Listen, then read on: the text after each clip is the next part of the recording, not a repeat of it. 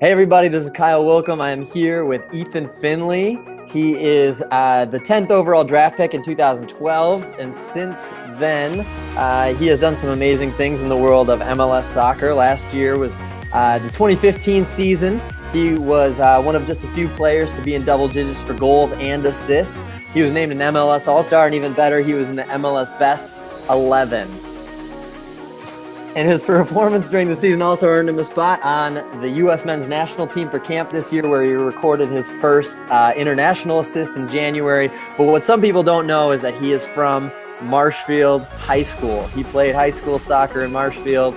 I was his teammate, and I'm excited to have you here today, Ethan, to talk about your high school experience, you back then versus you now, and what it takes to get to the big stage. Welcome to the show. Appreciate it. I'm equally as excited. I want to kick it off by just asking, you started playing soccer early in your life. What does it take? What does it take to get onto the biggest stage of American soccer? When I was really young, my dad told me one time that it was going to take work ethic and a good attitude. And it's two things you can always control. And I kind of tried to live my whole life by that motto, whether it be soccer or just life in general.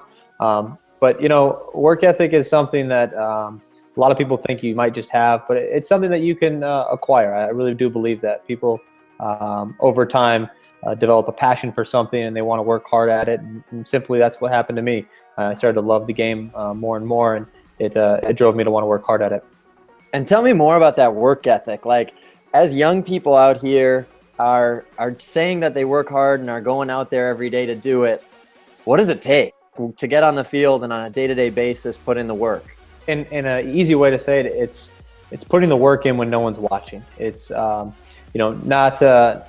worried about if anyone else is watching, or if you're trying to impress for your coach or your teammate. It's about simply wanting to impress for yourself, a kind of an intrinsic value of putting the extra time in, whether it be on the field or off the field or in the study room. I think all those types of things are a product of people working hard at their craft. And for me, I learned very quickly that it wasn't always what you did on the field, but it's actually some of the things that you can do off the field, the preparation, the nutrition, studying video, those types of things can really set you apart.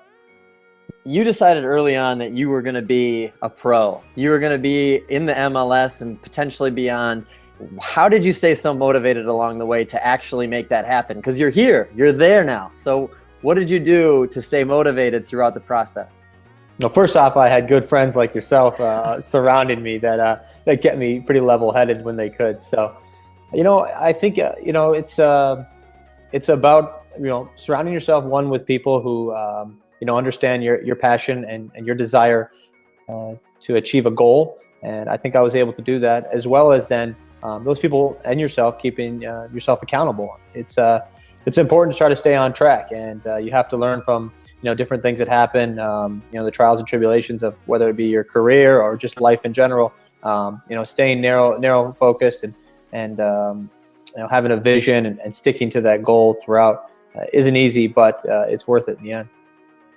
You've done a lot of things in the course of your career now. How have you avoided distractions along the way? Things that might have kept you from the goals that you've been chasing? It's a good question. I think over time I've tried to stay more present in my life. I think distractions can be things that happen in your life, but they can also just be general thoughts and feelings. And for me, over time, I think staying focused on what's happening in the here and now, not worrying about mistakes in the past, whether it be on or off the field, or things in the uncontrollable in the future. Whether it be your health or something going on with your family. Just realizing that you have to live in the present every day has really been able to narrow my focus to what really matters in that exact moment that I'm in. This is the last question, then we're going to be done. But high school students want to be motivated. They want to make it to where you're at now. What would you say to young people who are looking to achieve big things and be successful? I would say that, over time, you don't have to narrow your passion as maybe early as I did. But when you start to kind of find something that you really enjoy, whether it be a sport, whether it be a career, even a hobby, focus and work on your craft and your passion. You'll find that the energy that you have for it will only continue to grow that passion for whatever you do. and in a way, some people might call it obsessive.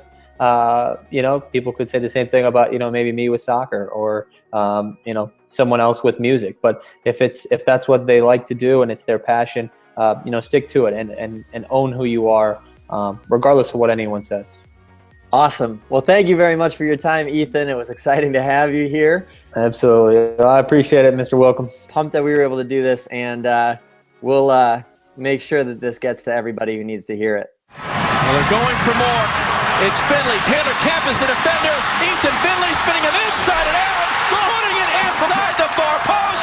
Sensational from the Columbus Crew.